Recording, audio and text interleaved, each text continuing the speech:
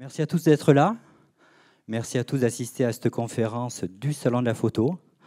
On va parler nature, on va parler matériel Nikon, on va parler de belles aventures, puisque j'ai le plaisir de recevoir 3 aventuriers, 3 photographes connus. Le premier, Laurent Balesta, vous le connaissez. Alors, il a 2, voire 3 William Overyer. J'ai du mal à prononcer. Hein. Je savais que je me rétamerais sur cette partie-là. Il est connu également, puisque scientifique. Il a fait ses débuts en télé avec l'équipe de Nicolas Hulot. Laurent Balesta.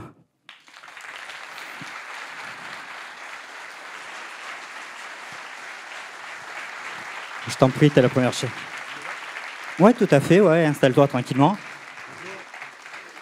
Alors, sachant que vous êtes tous les 3 des aventuriers, pour te mettre un petit peu dans la pression, j'ai trouvé un appareil photo de quand tu faisais pas encore de la plongée, tu n'avais pas 13 ans. C'est le premier Nikon 1, je crois que tu n'étais pas né, mais il y avait déjà des aventuriers qui travaillaient avec. Et il était dans mon club de plongée, dans une vitrine comme ça, on n'avait pas le droit de le toucher. Toi aujourd'hui, plutôt scientifique ou photographe? Naturaliste, alors c'est un peu les deux. Naturaliste, un peu les deux. Qui se joint à toi, puisque vous avez vécu des choses sympathiques sur Antarctica, c'est Vincent Munier, vous le connaissez tous. Son aventure avec Nikon, elle a commencé lors d'un salon de Montier, ça date un petit peu. Il a la particularité, à 13 ans, d'être déjà passé des nuits dans des affûts. Je crois que son premier appareil photo, c'était un Novoflex, donc il n'était pas très très haut. Et puis il y a des choses que vous connaissez moins, si je puis dire. Il a une statue de bronze où elle est un petit peu au centre de sa cuisine. Et puis ce qui est génial dans son chalet, c'est qu'il a un pan, et vous devinerez jamais le nom de son pan, Peter. Vincent Munier.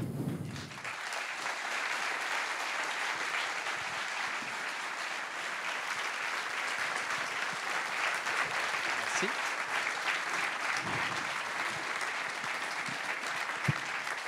Pareil, je t'ai trouvé un petit appareil photo de quand tu n'étais pas né, hein, mais qui était un symbole de tes aventures. Toi aujourd'hui, photographe ou cinéaste ou réalisateur?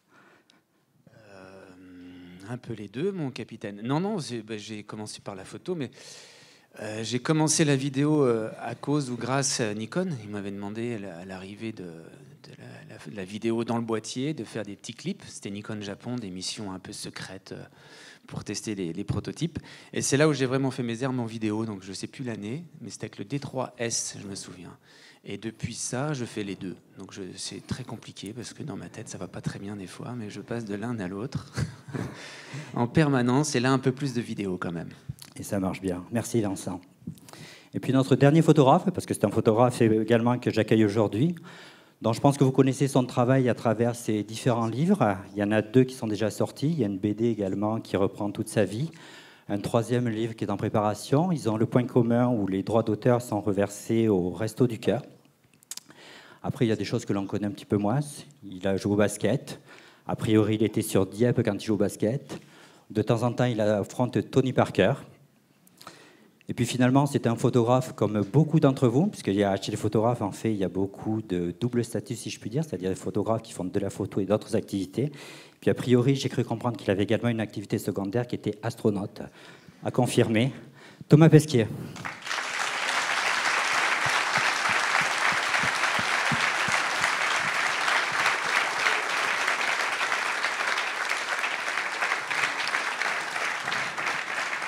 Alors Thomas, pareil, je vous ai trouvé un petit appareil photo de quand vous rêviez de monter là-haut. Alors c'est ce petit-là, c'est pas n'importe lequel. C'est un boîtier NASA, donc il y en a. Donc merci à Thierry, notre collectionneur. Je crois que tu reconnais les petits velcro bleus sur les côtés. C'est un F3. L'historique de cet appareil photo, c'est qu'il a volé dans l'émission de la navette Columbia, des missions de niveau numéro 3 à numéro 15. Ouais, mais effectivement, tu vois, le velcro, c'est très pratique. On en discutait avec Laurent et Vincent. Moi, j'ai jamais porté d'appareil photo et encore moins d'objectif avant le retour de ma première mission. Donc, j'ai quand même été super surpris par le poids de ces trucs. Et dans la station spatiale, ces petits velcro bleus là que vous voyez, ça suffit, tac, on les scotche au mur comme ça. Et c'est très, très pratique. Mais ça pèse un âne mort, ce machin. À cette époque, oui, tout à fait. Non, et puis la particularité en plus, c'est que la sérigraphie a été grossie, parce que j'ai cru comprendre que la vue n'était pas parfaite là-haut, donc ils grossissaient les... Ouais, tu peux avoir des changements de vision en fait, dus au fluide qui se répartissent différemment, ça comprime un peu Tes yeux, voilà. Mais ouais, écoute, ça me rappelle des souvenirs. Donc dans l'heure que nous passons ensemble, on va échanger. Moi, je suis juste là pour lancer les projections et lancer les débats. On va avoir une conférence en fait où on va partir du côté matériel pour descendre tranquillement vers la poésie, vers aux images, pour finir par le final qui est le rassemblement de votre travaux et qui est très très intéressant là-dessus. Donc on va commencer individuellement et puis après on va se croiser et puis on va parler de vos missions communes. C'est parti ? Super. Quelque chose à rajouter ? On commence par toi, Laurent ? On fait qu'on regarde d'abord ton film pour entrer dans ton atmosphère. On commence au plus bas, quoi. Hein ? On commence au plus bas.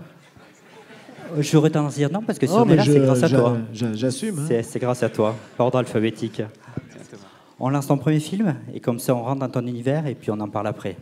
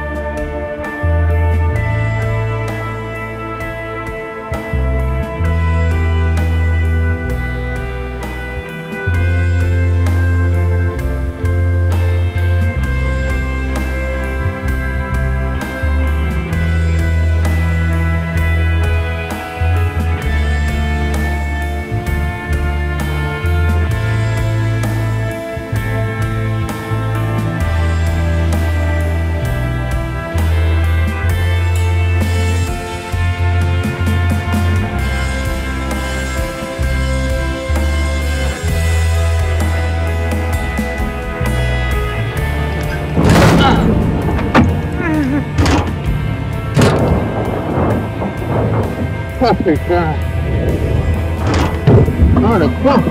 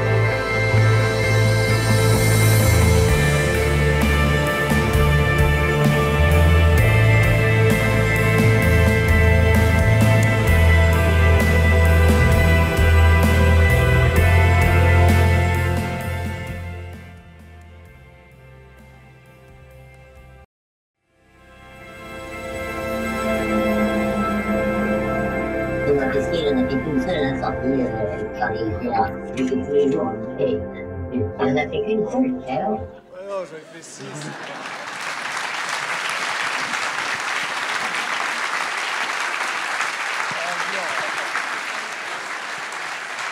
Ok, j'avoue, c'est de bonne guerre. Il a raison, il a raison. Non, c'est l'expression d'une jalousie totale. C'est tout.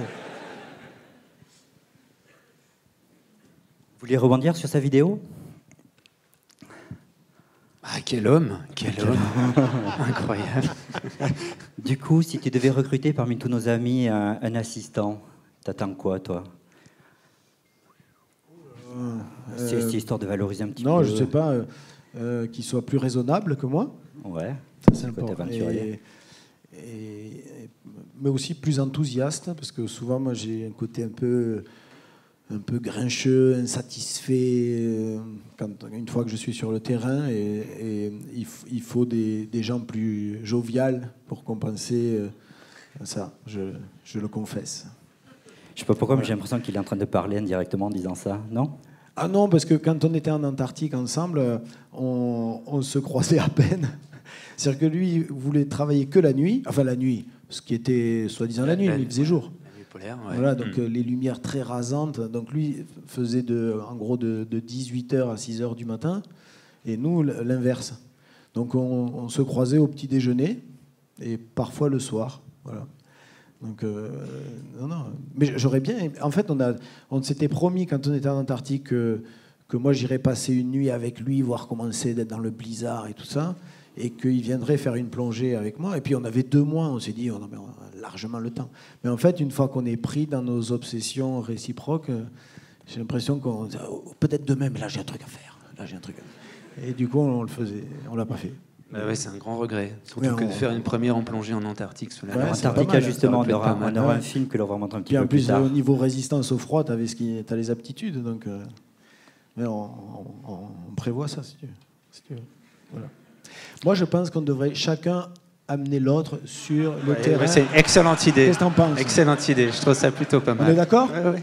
Voilà, Thomas, J'ai pas j'espère que tu entendu. seras J'ai pas aussi entendu. généreux que nous. Quel est le- Alors là, on a vu ton univers de travail. On continue, on évacue tous les univers de travail, histoire ensuite de discuter tranquillement sur différentes thématiques. Donc toi, Vincent, tu vas nous amener avec toi. Il y a peut-être un petit peu moins de matériel, quoique. On y va? Tu veux Allez, citer c'est quelque parti. chose avant la Ah vidéo? non, pas du tout. Allons-y. Allons-y. Merci, en régie.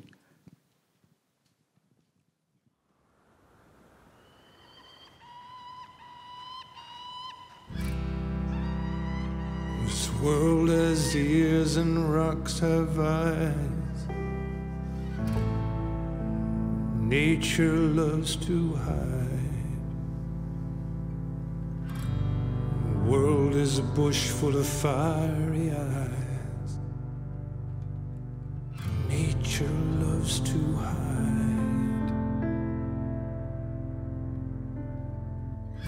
I've traveled a lot, I was observed.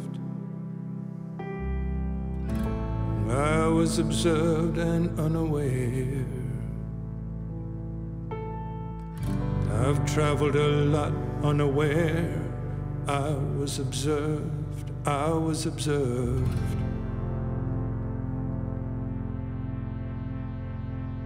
We are not alone.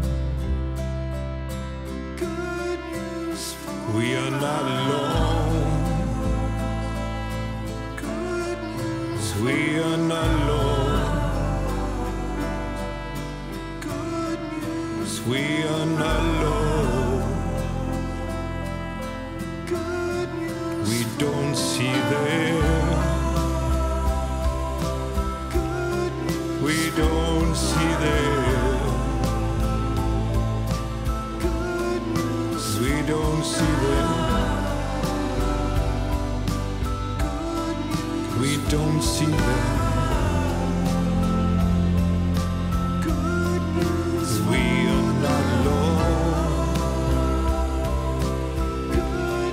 Still we are not alone. We are not alone. We are not alone.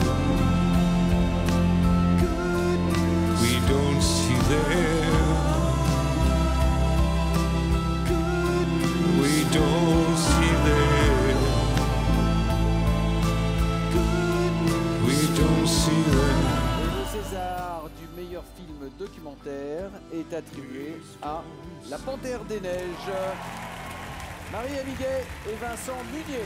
Et ce César, on aura envie de le dédier à la Panthère des Neiges, à tous les protagonistes du film. Mais je pense que ces animaux se moquent complètement de ce genre de trophée, ils ont bien raison.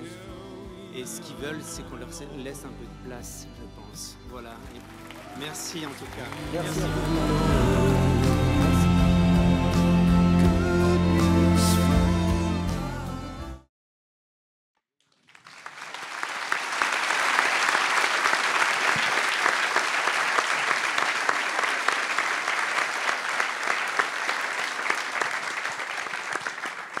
Qu'on leur laisse un petit peu de place.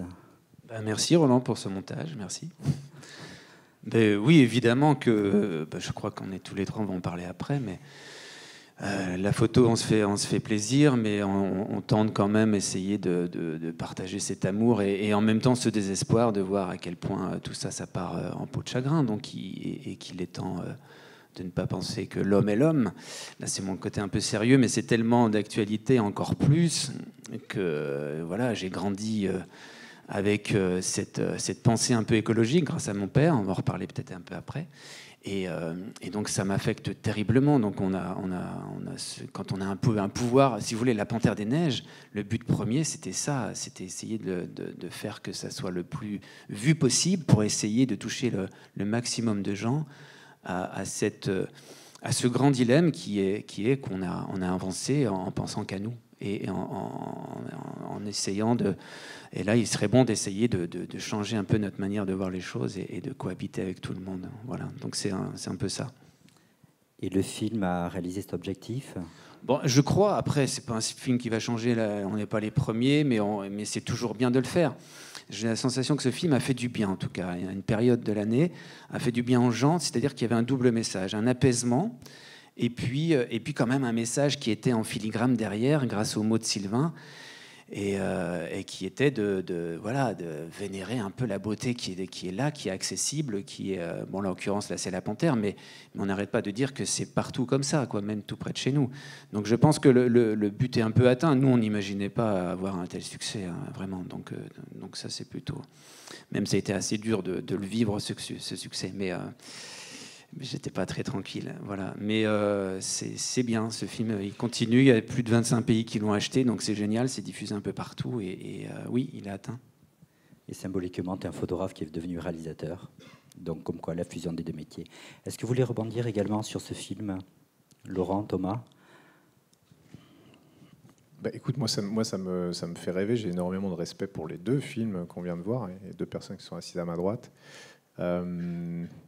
On va en parler en long, en large, Quoi ? Ah oui, pardon, non, excusez-moi, mais je veux dire... Et pour tous les gens qui sont dans la salle, est-ce qu'on peut que ça soit clair une fois pour toutes ? Voilà, maintenant qu'on a commis tous les impairs possibles, on va peut-être pouvoir commencer. Et du coup, je ne sais plus ce que je voulais dire. Merci. Non, je veux dire, on a des... Ce qui est vraiment bien, et c'est comme ça que s'appelle l'exposition, c'est qu'on a des parcours différents, des perspectives différentes, des regards différents. Et moi, je trouve ça super enrichissant de voir ces approches-là. Je me dis, mince, c'est tellement différent de ce que moi j'ai fait. Il doit se passer tellement de choses là derrière. J'ai envie de poser plein de questions. Mais on va faire ça en temps et en heure. Ouais, moi, quand je regarde... Bon, je connais ces images depuis longtemps, mais moi, ce qui m'émeut le plus, c'est cette possibilité, c'est pas qu'une possibilité, c'est aussi une capacité, c'est pas donné à tout le monde non plus, d'être en harmonie avec ce monde sauvage, terrestre, qu'il va photographier. Parce que moi, en cela, moi, j'ai un manque. C'est-à-dire, moi, j'ai toujours cette sensation que je suis dans l'incursion dans un monde qui n'est pas le mien, où je peut que aller résister jusqu'à trop froid, jusqu'à trop profond, et puis revenir, quoi. Alors ça légitime l'image parce que ça permet de prolonger la contemplation, l'observation. Mais quand je le vois fondu dans le décor, ou des fois même l'appareil photo est sur le côté, il est en train de déjeuner ou de boire du thé, je sais pas. Moi, je peux pas faire ça. Je peux pas d'un coup m'arrêter, sortir un sandwich et regardez, tu vois. Non, mais c'est une blague, mais comprenez le truc dessous, c'est qu'il vit dans un... Voilà. Alors ça me bouleverse parce que peut-être qu'il faudra une nouvelle génération de scaphandres ou d'humains d'ailleurs pour pouvoir faire ça sous l'eau, pour vivre comme ça. Il faudrait qu'on ait un sonar aussi dans le front là pour pouvoir voir là où on peut pas voir avec les yeux. Mais voilà, ça c'est ce qui me fascine le plus parce que c'est possible, mais ça serait trop facile de dire que c'est juste possible. Il faut aussi des aptitudes pour ça. Mais voilà, ça c'est moi ça me bouleverse de. C'est pas de la jalousie parce que c'est mieux que ça. C'est juste si ça pouvait être comme ça dans l'eau. Tu l'as fait un peu pourtant dans tes immersions longue durée. Oui, mais regarde, le paradoxe, c'est que je me gargarise de dire qu'on a fait 28 jours et que pendant ces 28 jours, on sortait parfois jusqu'à 5 heures. Mais tu dis ça à un naturaliste terrestre, bah ouais, mais j'ai passé 3 jours dans mon affût. J'en ai pas fait un sketch, tu vois. Voilà. Et voilà. Alors, des moyens colossaux pour des incursions, oui, de plus en plus longues, de plus en plus profondes, mais qui restent dérisoires par rapport aux profondeurs des océans, par rapport à ce que l'on sait de ces océans, de ce qu'on a pu en voir. C'est rien, quoi. Mais ce qui est bien, c'est que tu viens de complètement me casser la baraque avec ma station spatiale, parce que moi, c'est encore 100 fois pire. Donc merci vraiment, ça se passe vraiment bien.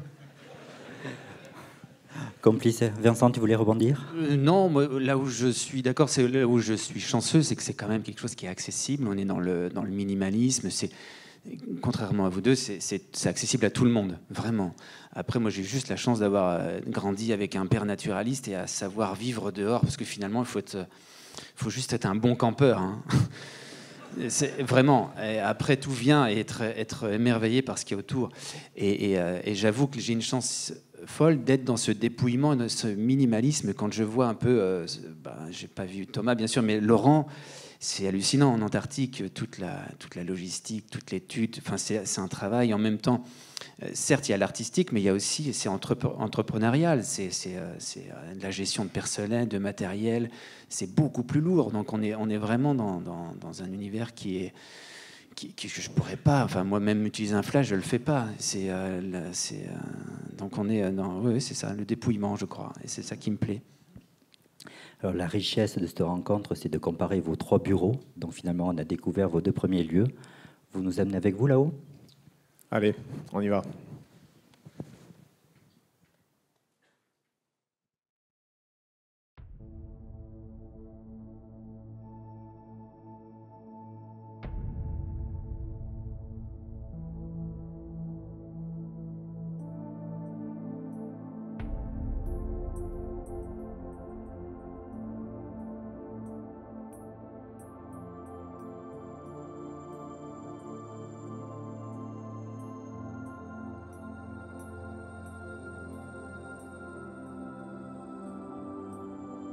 Moi, je vais peut-être dire 2-3 mots sur ces images, en fait, parce qu'elles sont moins jolies que celles qu'on a vues jusque-là. Et peut-être aussi pour expliquer un petit peu, donc on parlait de dépouillement, là on n'est pas vraiment dans le dépouillement, effectivement. La station spatiale, vous l'avez vu de l'extérieur. De l'intérieur, ça ressemble un petit peu à ça. De la Terre, ça se passe par des petits hublots qui ne sont pas pratiques, qui ne sont pas entièrement faits pour ça. Mais ce qui compense, c'est le spectacle, évidemment. Je ne vais pas vous faire la leçon de géographie de tout ce qu'on est en train de voir, mais ce qui est intéressant dans la station, c'est qu'au bout de quelques mois, on connaît la planète quasiment par cœur. C'est-à-dire qu'on peut, aux couleurs, aux formes, savoir exactement où on est, sans carte, sans rien. Ça, c'est l'Everest, d'ailleurs. Ça, c'est Paris, c'est facile. Et donc, on a une variété de paysages qui est absolument injuste. Je me sens complètement privilégié et un peu imposteur d'être là, parce que moi, ma seule valeur ajoutée, c'est d'avoir été là-haut et d'avoir mis le nez à la fenêtre, en fait. Et parce qu'on voit ça. Et une fois qu'on voit ça, on se dit, attends, il faut quand même que j'essaye d'en ramener quelque chose. C'est jamais aussi bien que la réalité, mais ça, je pense qu'on a tous les 3 le même problème. Mais du moins, j'ai essayé. Ça, c'est complètement surexposé. parce que je ne m'attendais pas à ce que ça soit aussi fort en fait. C'était l'aurore boréale la plus forte qu'on a vue de loin, et je m'étais calé sur celle de d'habitude, et je m'en suis voulu, mais horriblement, d'avoir surexposé celle-là qui était la plus jolie. Bref. Donc retour à l'intérieur, la station spatiale, il y a plein de différences, on va en parler, il y a plein de points communs, il y a plein de différences. Moi, la différence, c'est que je ne vais pas là-haut pour la photo, c'est 12h30 de boulot tous les jours. Et la photo, c'est vraiment quand on a le temps. Alors, vous voyez, ça, on l'a vu, hein, les appareils photo qui flottent, scotchés au mur, ça, c'est vraiment très pratique. Je le conseille à tout le monde, ceux qui peuvent. Ce qu'on disait tout à l'heure, soit on a une cible en tête et on essaye d'à peu près regarder à la fenêtre au bon moment quand la station passe au-dessus de la bonne cible. Il faut quand même la trouver visuellement, hein, ce qui n'est pas facile à 400 km de distance. Mais comme je le disais tout à l'heure, avec un petit peu d'expérience, on y arrive. Et puis voilà, la tête à l'envers, on peut passer pas mal de temps à ces hublots. Photo en extérieur aussi, il y a un appareil qui est juste là, c'est un boîtier normal, hein, c'est un D5 d'une marque dont je tairai le nom, mais qui nous réunit aujourd'hui tous les trois. Ils sont plus spatialisés maintenant, c'est des boîtiers normaux, ils prennent beaucoup de radiation, on peut parler de technique, mais on va peut-être parler aussi un petit peu d'artistique. On se fait un petit parcours comme ça, on passe ça c'est dans l'Himalaya, juste avant c'était la structure de Richat, on est dans le désert mauritanien, on est revenu à Paris. Ça c'est ce qu'on appelle depuis la Terre une étoile filante, ce qu'on appelle depuis la station spatiale, nos poubelles qui se désintègrent dans l'atmosphère, parce que c'est comme ça qu'on s'en débarrasse. Pensez-y la prochaine fois que vous ferez un vœu. Et voilà, on parlait de logistique. Nous, évidemment, c'est très complexe d'arriver là, c'est très compliqué. Donc ça donne lieu aussi, si on aime la technologie, à des images que moi j'apprécie. Ce contraste nature-technologie, moi je l'aime bien. Ça permet de dire des choses, je trouve. Et puis voilà, donc on voit que j'ai bougé mon appareil photo. Encore une fois, je vais m'en vouloir beaucoup de voir toutes ces images. On va arrêter bientôt parce que là, on va voir beaucoup de reflets dans les vitres et je vais encore une fois m'en vouloir. Regardez. C'est difficile, il y a des contraintes techniques, on ne va pas parler que de ça parce qu'on ne veut pas parler que de technique, mais il y a quand même une technicité très spécifique. Le truc qui est à la fois compliqué et bien, le truc qui est bien, c'est que j'ai pas tellement de concurrence, donc voilà. Le truc compliqué, c'est que j'ai personne pour m'apprendre. Donc c'est beaucoup, personne, très peu. Donc on apprend beaucoup sur le tas, on fait des essais, des fois ça marche, des fois ça marche pas. Et puis voilà, sur 245 000 photos, comme on le disait tout à l'heure, il y en a quelques-unes de bien. Et puis on essaie de se concentrer sur celle-là. Voilà, merci.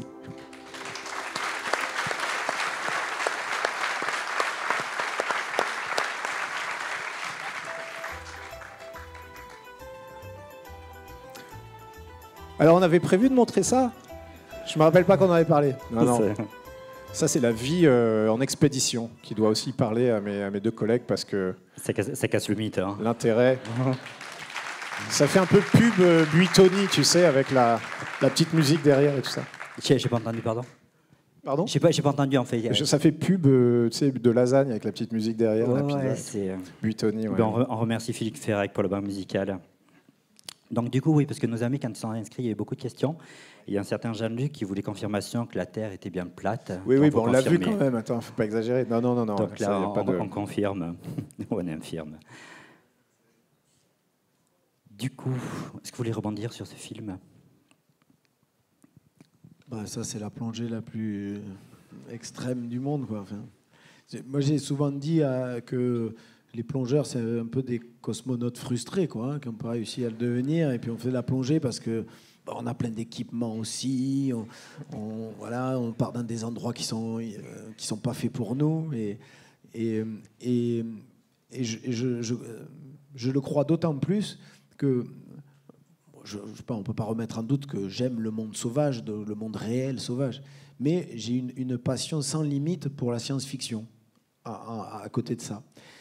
On a déjà parlé avec Vincent, lui n'a pas ça. Mais moi, oui, et précisément parce que c'est l'ultime. Moi, quand je descends sous la mer, il y a un côté science-fiction pour moi. Et quand je regarde la science-fiction, même de la série Z, le truc, les vieilles séries Star Trek, vraiment, je peux pas, même quand c'est mal joué, même quand les effets spéciaux sont mauvais, je peux pas m'empêcher de me dire, voilà, enfin, tu le sais, enfin, voilà, l'espace est infini, 13 milliards d'années, il y a eu d'autres planètes, c'est sûr, avec d'autres trucs incroyables.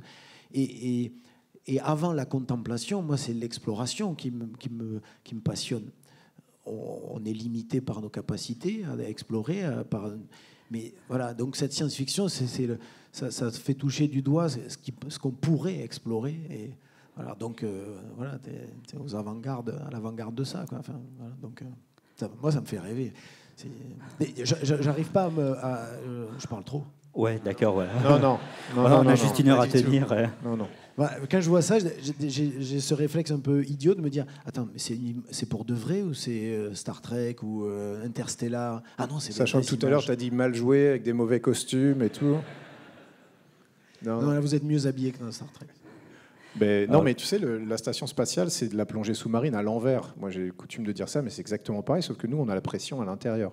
Vous avez la pression à l'extérieur. Vous faites des paliers pour sortir. Exactement. Ouais. On fait des paliers pour sortir, et puis on a des systèmes de sas, on a des problèmes de pression partielle, de gaz, de décompression, on a tout. Hein, c'est exactement pareil. D'étanchéité, évidemment. Mais ouais, je pense que, pour rebondir juste un tout petit peu sur ce que tu dis, c'est ce qui fascine les gens, je pense. Moi, ce qui me fascine, au début, je ne savais pas trop, mais c'est le fait qu'on se confronte à des choses qui sont dans une autre dimension, qui ne sont pas à l'échelle de l'homme, on peut pas imaginer les distances, on n'a même pas, cérébralement, on n'est même pas équipé pour ça. On peut mettre un chiffre, mais 1 milliard ou 10 000 milliards, moi je ne sais pas ce que c'est la différence. C'est quoi la différence? Je ne sais pas, mais là on se confronte à des trucs comme ça. Et moi je trouve que c'est ça qui fascine, c'est de se dire, attends, on n'est pas la mesure du monde, tu vois.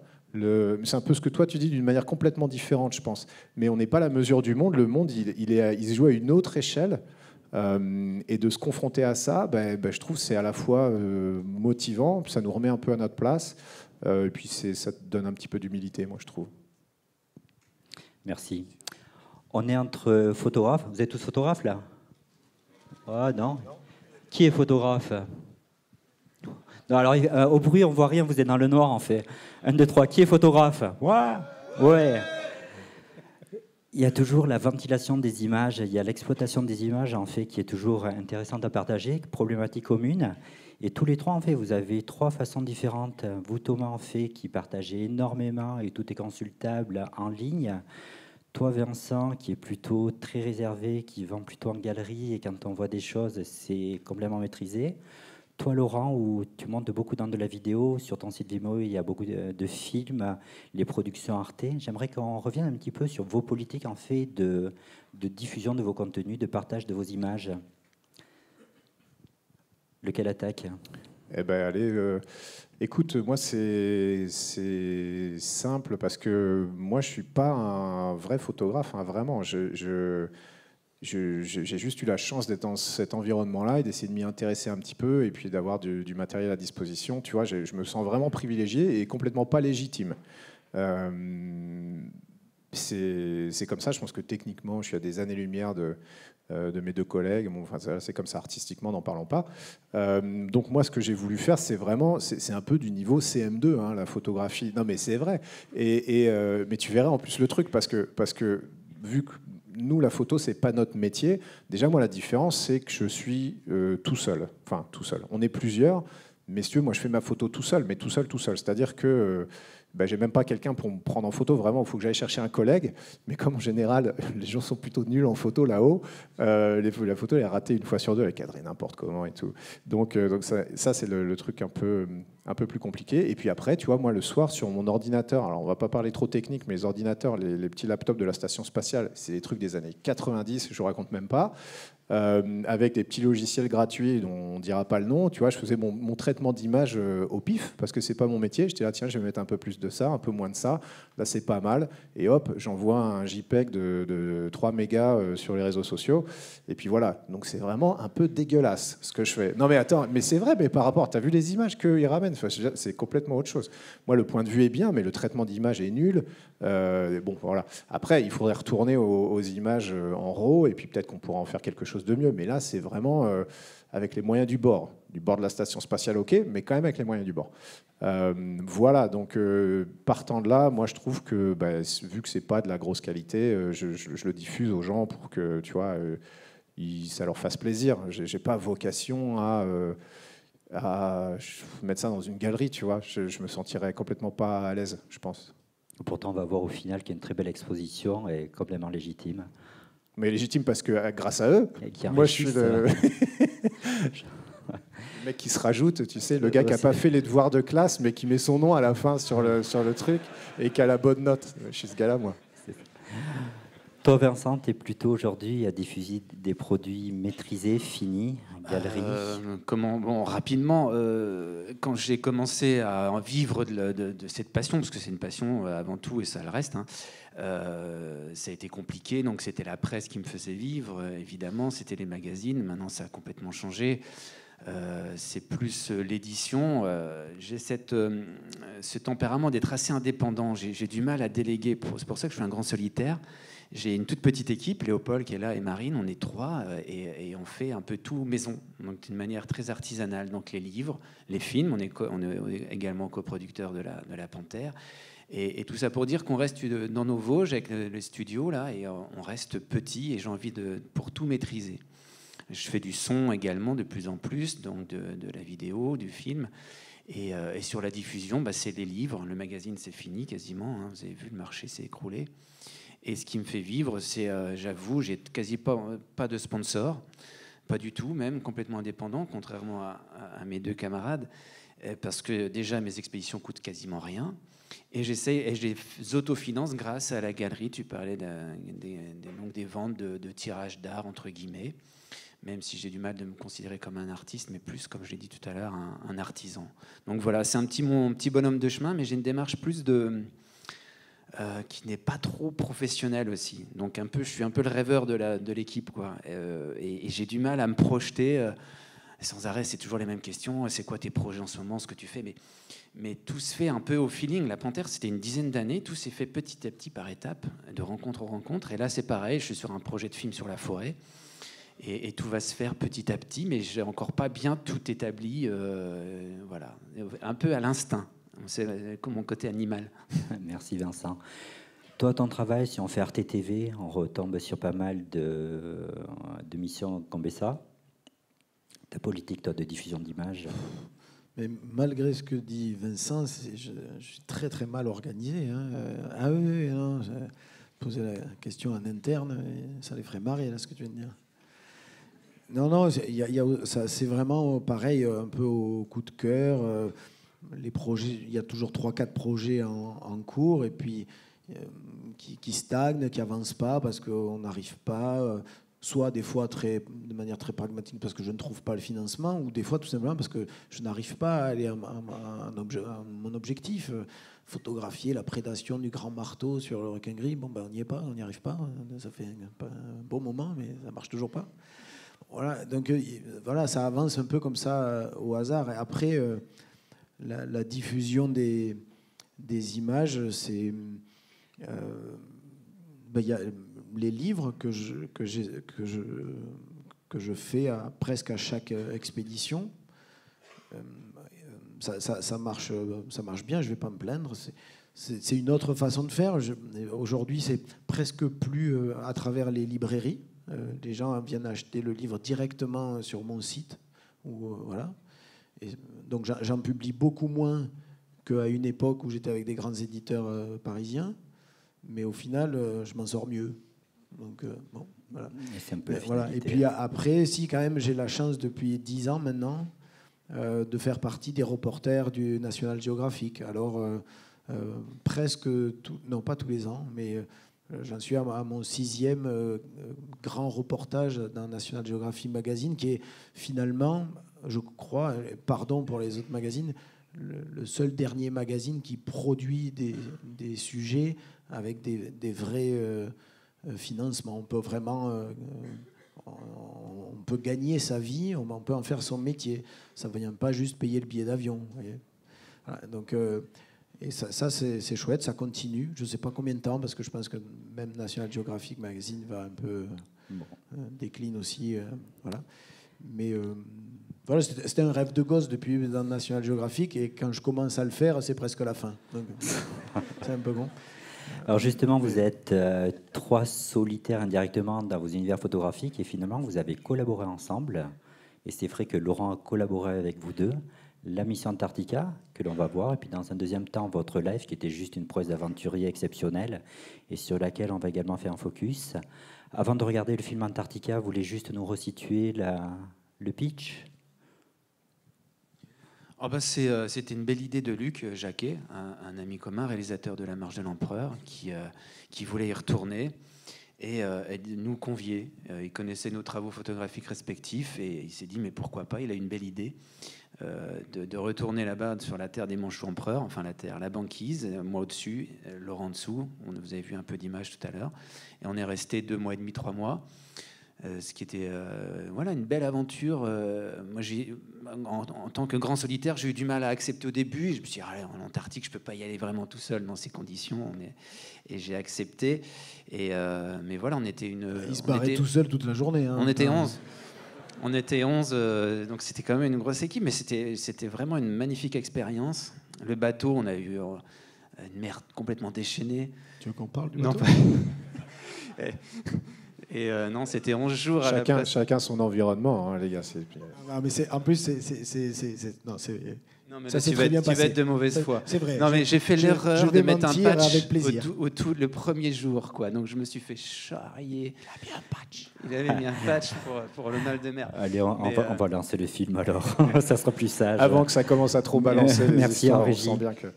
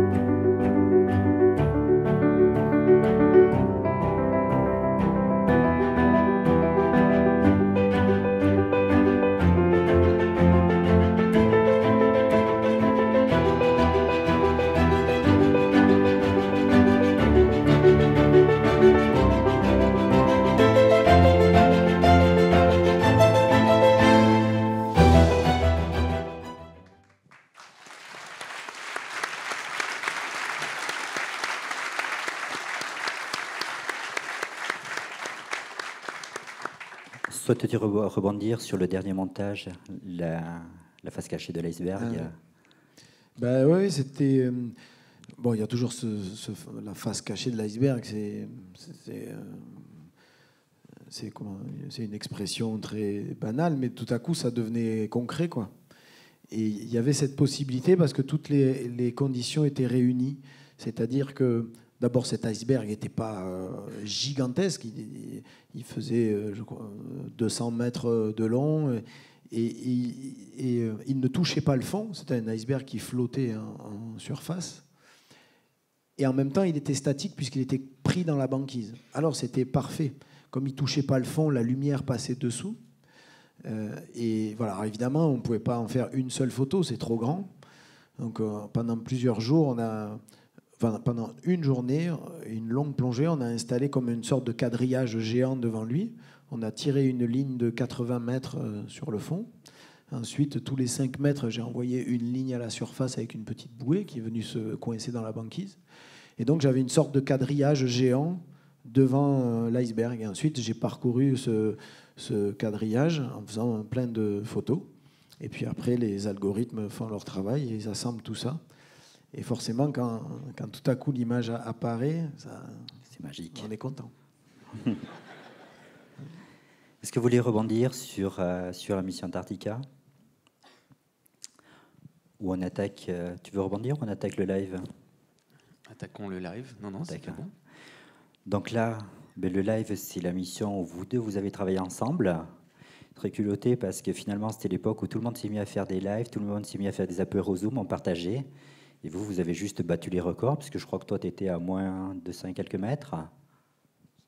À la pression de moins 120 mètres. Ouais, à 13 fois la pression atmosphérique. Vous, je ne sais pas mesurer la hauteur. Nous, on était à 400 km à peu près. Enfin, plus ou moins 20 km. Hein. On n'est pas... Mais ouais. Et c'était quoi le pitch alors, la genèse un petit peu de ce live? Bah, écoute, je pense que c'est un petit peu comme tout. On a trouvé ça sympa. Enfin, moi, je trouvais ça super cool. Moi aussi, je suis super envieux. Attends, quand je vois leurs images, moi, j'aimerais bien aller en plongée, aller en Antarctique. Voilà, faut pas croire. C'est pas parce qu'on va dans l'espace qu'on a tout vu sur la planète. Très loin de là. Donc voilà, moi, ça me fascine ce que je vois sur ces images-là. Et puis, quand on m'a dit, bah voilà, tiens, tu veux parler à des gars qui sont hyper profonds, j'ai dit, mais ouais, carrément. Et voilà, puis c'est parti comme ça. Tu sais, c'est un peu coup de cœur, un peu... Un grand merci à toi, parce que nous, de toute façon, on était moins occupés, on était bloqués par la météo, donc on ne pouvait plus sortir. Et donc, alors que toi, je pense que ton programme était quand même bien plus minuté et chargé. Donc, quand on a su que tu acceptais, on était bien contents. On savait que ça allait nous faire une belle récréation coincée dans nos 5 mètres carrés. Voilà. Non, ça s'est fait comme ça. C'est vrai que tu dis on a travaillé ensemble, c'est un peu... Non, vous avez fait un apéro Zoom, on a fait un apéro Zoom avec 3 blagues. Voilà, mais si on pouvait appeler ça du travail, ce serait bien. Mais justement, on le regarde, cet apéro Zoom, parce que je trouve que là derrière, il y a quand même une prouesse technique qui est juste magique. Mais l'invitation est lancée pour que tu viennes la voir l'été prochain, cette station. Tu vois, en fait, c'est ça que j'ai essayé de faire depuis le début. Finalement, ça a marché. Ça a pris un moment quand même. Hein. Mais bon. Le problème, le gars, c'est qu'en 3 jours avec nous, il va tout nous expliquer. Il va peut-être même améliorer le système. Ouais. Et tu vas très mal le vivre. Agaçant, et tu vas très mal le vivre. Non, j'aimerais bien, mais... Allez, on regarde votre apéro Zoom, mais il n'y avait rien à boire, je crois.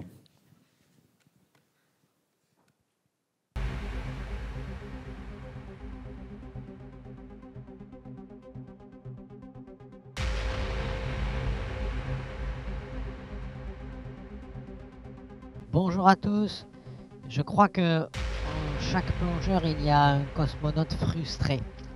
Et avec la station spatiale ici, on est un petit peu plus proche encore du fantasme. Laurent, tu peux parler. Je peux parler à qui? C'est parti les gars.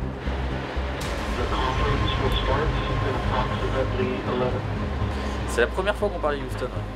Ça bouge. Laurent, tu peux parler. Thomas? Ouais, je t'entends. Oh, génial. Génial. Écoute Thomas, un immense merci d'avoir accepté mon invitation. je suis touché, mais je pense que les 45 personnes en surface qui s'occupent de nous et mes 3 camarades juste à côté sont tous vraiment super reconnaissants que tu aies pris un peu de ton temps pour faire ce duplex entre la station spatiale et notre petite station spatiale. Écoute, non, ça me fait plaisir. On a eu du mal à se connecter, mais tu vois, finalement, on y arrive. Comme quoi, les milieux extrêmes, ça marche quand même.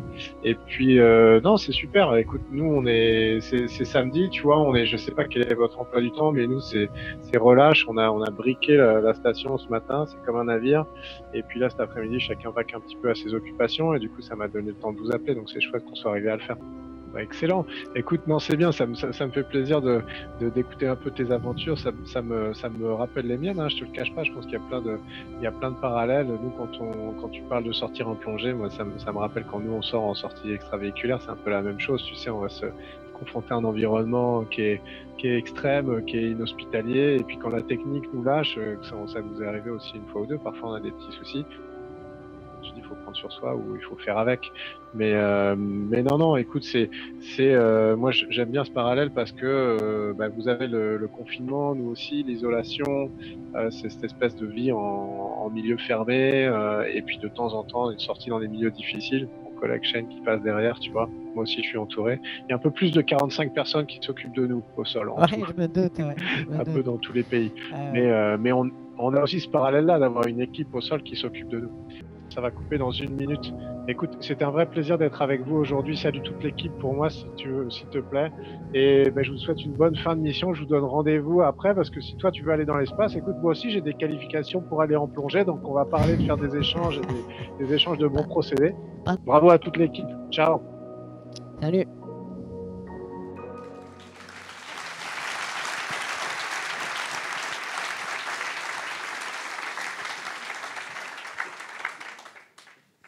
C'est marrant, je l'avais jamais vu moi, tu sais. Et je le vois maintenant. Et tu te rends compte quand même que les mecs sont isolés parce qu'on parle beaucoup. Hein. Je suis super, j'ai quelqu'un qui parlait. Écoute, je vais te raconter toute ma vie. Alors, ça me fait vachement plaisir de te parler. Et regarde, et là, c'est mon collègue, c'est super et tout. T'as l'impression d'autant plus est complètement désespéré. On a la voix déformée et on se comprend très très mal. Ouais. En fait, là, ma voix à moi, elle est un peu bizarre, mais elle est déjà retimbrée par un ordinateur. En réalité, c'est totalement inaudible. Et donc, très vite, au début, c'est comme quand tu es avec quelqu'un qui parle une langue étrangère dont tu connais que quelques mots. Au début, tu fais un effort. Oui, puis à un moment donné, tu lâches l'affaire, tu fais oui. Et en fait, nous 4 à l'intérieur, c'était ça. On ne se parlait plus. Et donc, de temps en temps, quand des choses comme ça arrivent, tu t'aperçois que tu dis n'importe quoi. En fait, blablabla. Et puis moi, ce que j'adore, c'est le côté c'est samedi, on a briqué la navette et puis on était tranquille, quoi. Mais c'est ça, le samedi matin, c'est ménage. Hein, c'est ménage. Tous les samedis matins, ouais. Dimanche matin, les poubelles. Des choses comme à la maison, matérielles dans tous les environnements. Hein. Sauf que la poussière est partout. Ouais, va dans les filtres, en fait. Quand tu perds tes trucs, c'est attiré, tu les retrouves toujours dans les grilles d'aspiration, là. Voilà. Je pensais pas qu'on allait parler ménage, tu vois, mais vu qu'on a décidé de le faire, je peux vous dire comment ça se passe.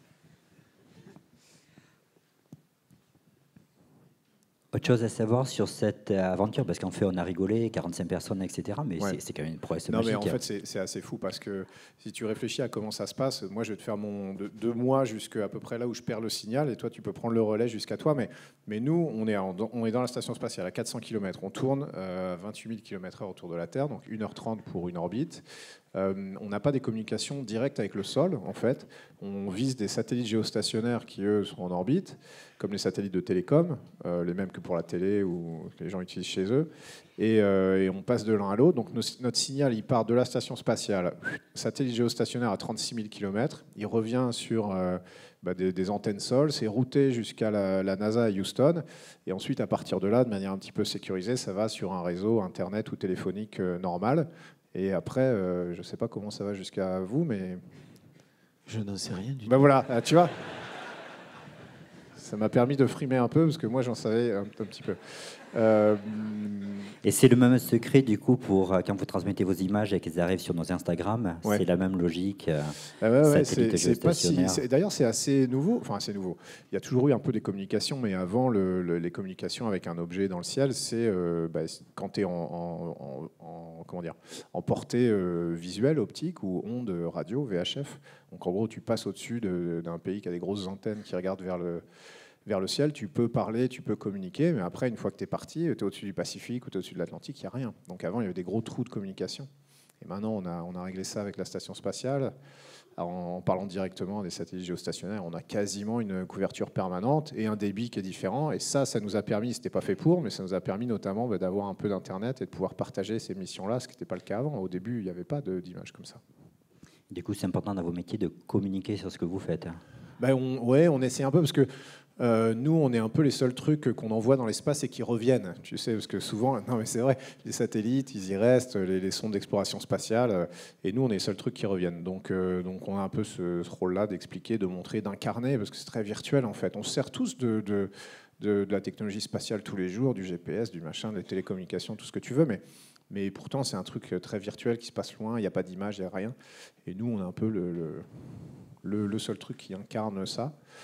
Puis je pense que comme on est un peu un service public, tu vois, la recherche, l'exploration, on le fait pour les gens, on le fait pas juste pour se faire plaisir.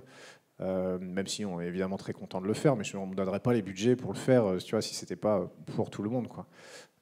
Et du coup, voilà, comme on le fait pour les gens, je pense que c'est important de leur montrer, de leur expliquer, quoi. Et c'est réussi là-dessus.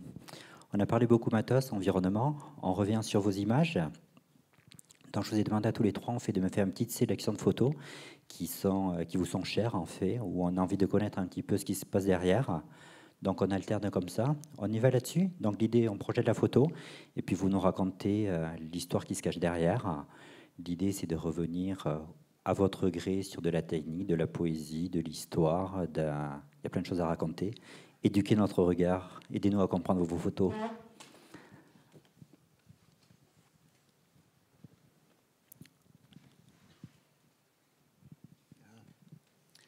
Alors ça, c'est une photo qui m'est très chère parce que on l'a peut-être vu, si vous vous souvenez, dans le clip, la silhouette du poisson que l'on voit au loin, là, dans son antre, dans sa petite grotte, c'est le sélacanthe, c'est le Gombessa, hein, c'est le nom de mes expéditions. Le nom local du sélacanthe, c'est Gombessa.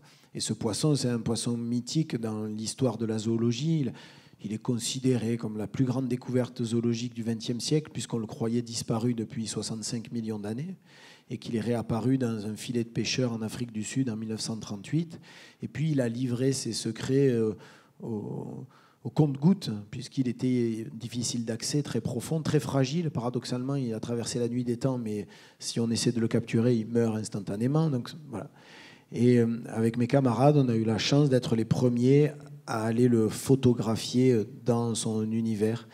Et alors évidemment, dans un premier temps, on veut faire un close-up, quoi. On veut l'approcher. Donc j'ai commencé par ça, des photos de son portrait, de ses écailles primitives, de ses nageoires qui sont quand même l'origine des pattes des animaux, des vertébrés terrestres. Donc c'est pas rien cet animal-là, c'est le passage de la vie aquatique à la vie terrestre.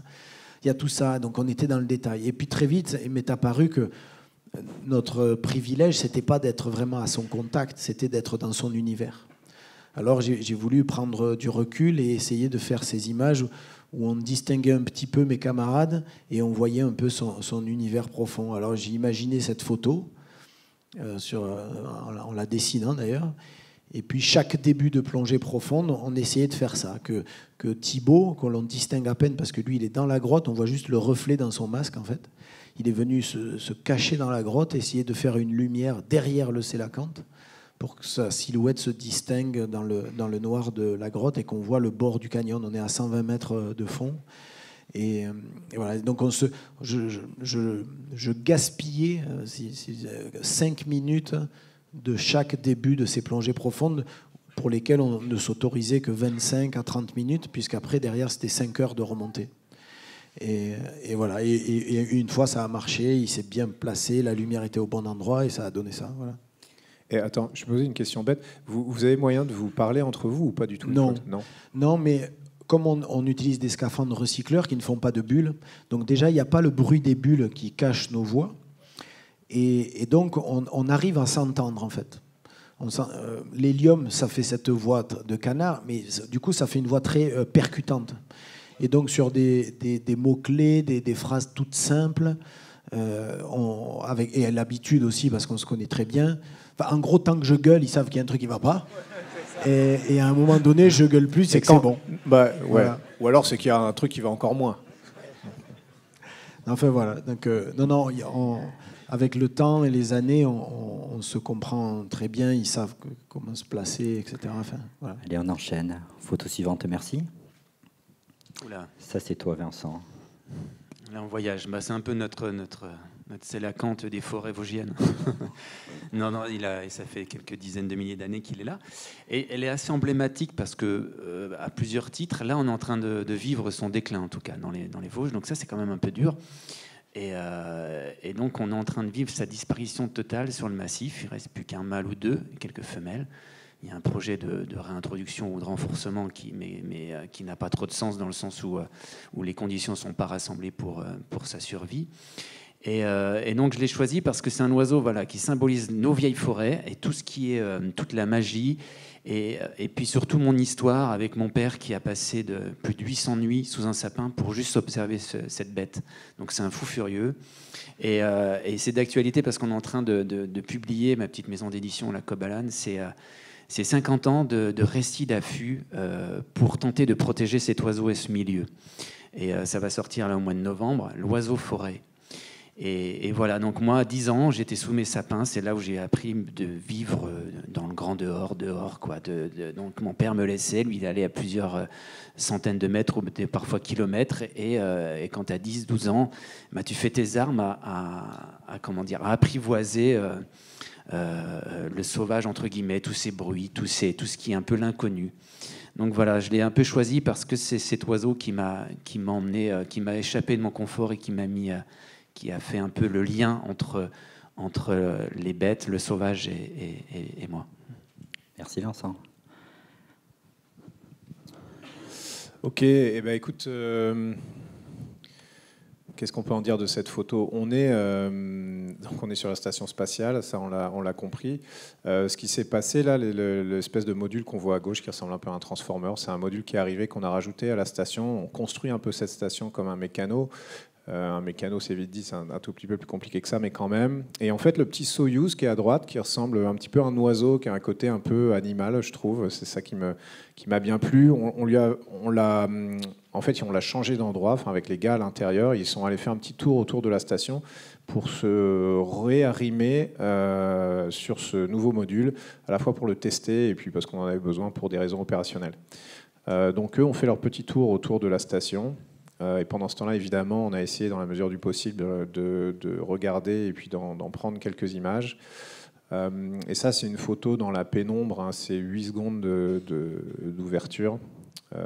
Et ce qui est bien, c'est que ça donne un peu une idée du défilement qu'il y a là derrière, en fait, que d'habitude on ne voit pas, parce que d'habitude c'est comme une photo d'avion, tout ça c'est très figé, mais en fait on va extrêmement vite, on va à 28 000 km/h, donc j'avais vraiment essayé d'avoir cet effet de vitesse derrière, qu'on peut faire de nuit aussi, que j'ai fait de nuit parce que ça c'est des nuages derrière, il n'y a pas de lumière artificielle, le blanc qu'on voit passer c'est du nuage sur l'eau, de toute façon c'est le spectacle de 75% du temps, sinon plus sur Terre, c'est du bleu et du blanc.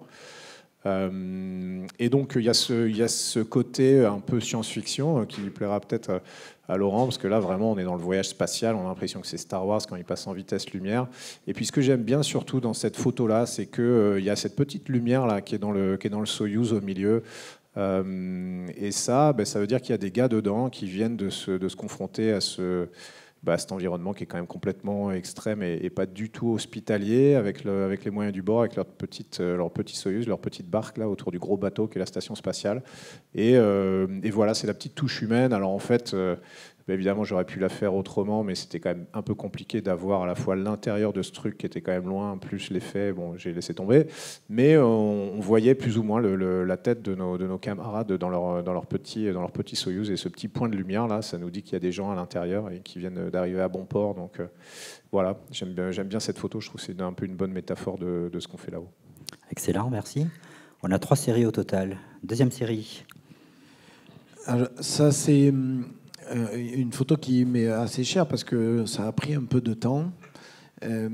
Ça se passe dans la face sud de l'atoll de Fakarava. Ce que l'on voit, c'est un nuage d'œufs de poissons, en l'occurrence des mérous, le mérou camouflage.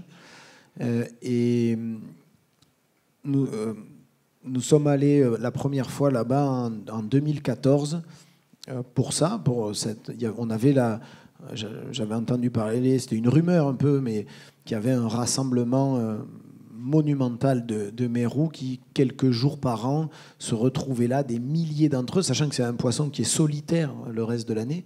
Et on me parlait de milliers et de milliers de mérous rassemblés et qui venaient se reproduire, sauf que personne n'avait vu la reproduction. Les gens disaient ils viennent se reproduire, mais les seules choses, les quelques témoignages que j'avais eus, c'était des poissons tous ensemble, point. Donc on avait compris que, bon, s'ils se rassemblaient, c'était sans doute pour ça, mais que cette ponte devait se réduire vraiment à une durée encore plus courte que le rassemblement lui-même. Donc on y est allé avec cette ambition d'être aux premières loges pour assister à cette ponte massive et collective.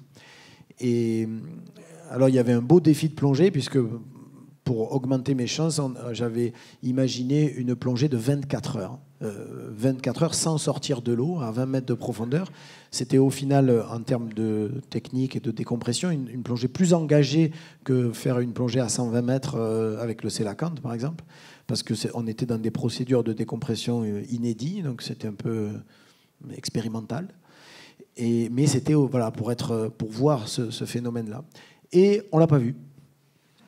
Voilà, 2014, on ne l'a pas vu. Mais fort de notre échec, on était persuadé que... Parce que je n'ai pas lâché l'affaire.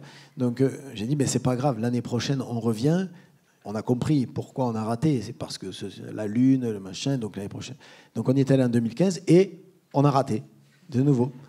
Mais de nouveau, on s'est dit, non, mais voilà, bon, on a fait plus, on a fait moins. Maintenant, on va y arriver. Les retourne, on va aller sur celle qui a réussi alors. Bref, en fait, il y a eu une 3e année ratée et c'est la 4e année seulement qu'on a enfin compris les conditions qui faisaient ça. Il fallait y aller juste avant le lever du soleil, dans les conditions de plongée qui sont vraiment pas faciles, et au moment où finalement les requins ont encore accès à ces mérous. Mais c'est ce moment qu'ils choisissent parce que en fait, on arrive en fin de nuit et les requins sont épuisés d'avoir chassé toute la nuit. Et il y a un petit laps, un petit temps de répit.